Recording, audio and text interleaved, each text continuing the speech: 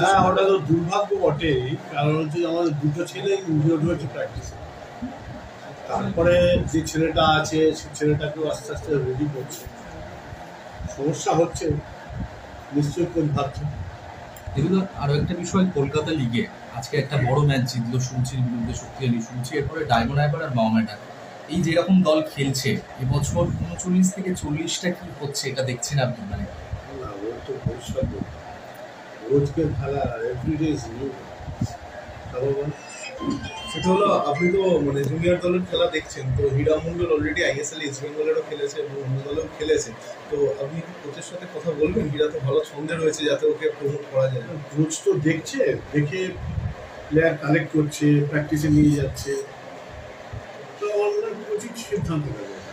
নিতুল, আর একটা প্রশ্ন করবো, পাশেরই ক্লাব মোহামেডান, তারা প্রথম আইএসএল খেললো, খুব ভালো খেলেছে কালকে। এই ছোট্ট সময়ের ভিতরে টিমটাকে ভীষণ ভালো ফিট করেছে। আমি এটুকু বলতে পারি, আমাদের টিমের থেকে ভালো ফিট আছে। মানে লড়াই দেবে তিন প্রধানের মধ্যে বা জল। অবশ্যই। উৎসবে, উপহারে, নিত্য প্রয়োজনে শাড়ি ও রেডিমেড পোশাকের একমাত্র ঠিকানা রাজলক্ষ্মী, হিন্দ মোটর স্টেশনের নিকটে।